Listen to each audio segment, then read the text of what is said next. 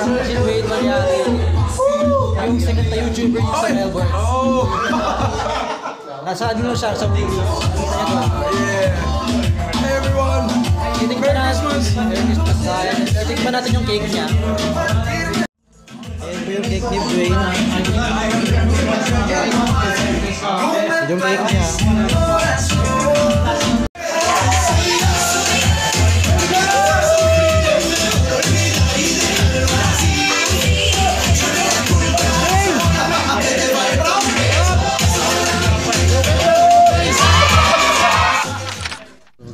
Welcome to my vlog. It's 24th of December and for the first time dito ako magpa-Pasko abroad.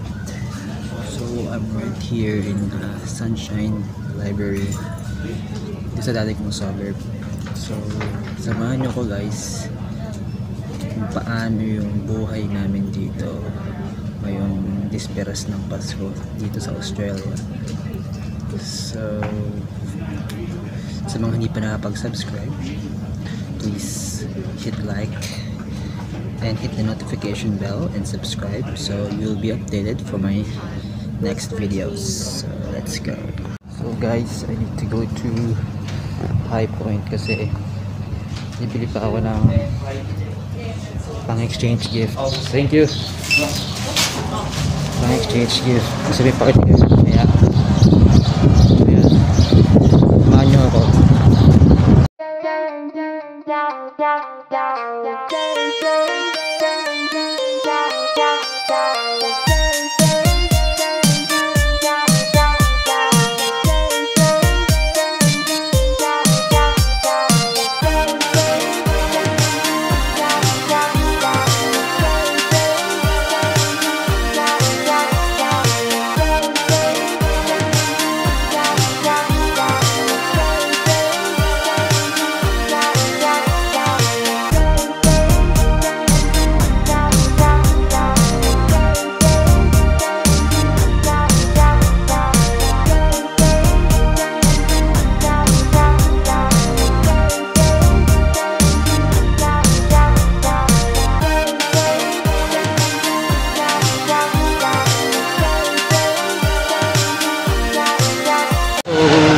Kung napapansin nyo guys, parang wala nang COVID dito sa High Point as if walang pandemic. Okay, ano nga pala bibili ko? Pumunit dito lang bibili, no? Yun guys, so supposedly kung wala lang COVID sa festival mall, sana ako ngayon nasa Boa nag-i-stroll kung saan ako nag-vlog. So ayun, and kung High Point lang talaga yung close enough to festival mall, sana ba? Kaya parang it's kind of refreshing when I go here. It reminds me a lot of festival mall. Yeah, it's close enough, minus the food court and the other stuff. Pati yung sinihan sa 4th floor, pati yung Expo Mega Trade Hall, pati yung landmark. Yeah, it's nice.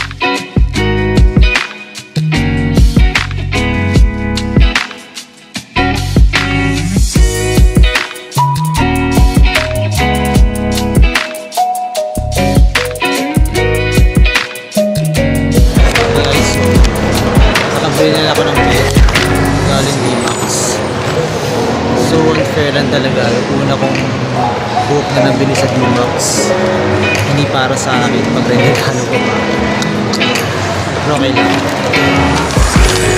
Ito yung binili ko guys, swerte makakuha nito. It's Power of Habit by Charles Duhigg.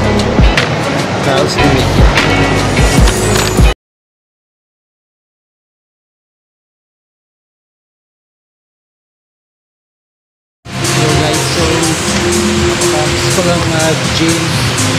Hindi na ako nag-vlog sa gym kanina kasi gusto ko nakafocus na ako sa ginagawa ko. And we're here in Sunshine Fitness Center. So gagawin natin ngayon, pupunta na tayong city and mag-stroll tayo in Red Square, tapos my friend Street. I will show you guys kung ano yung Christmas decor dito sa Melbourne.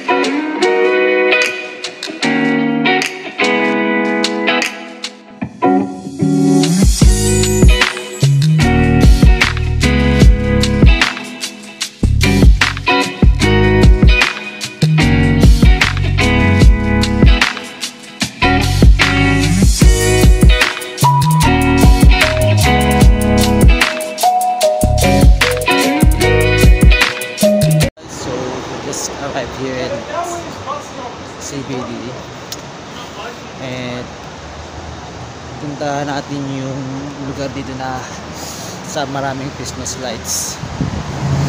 Saka yun, Christmas tree. Wala masyadong tao.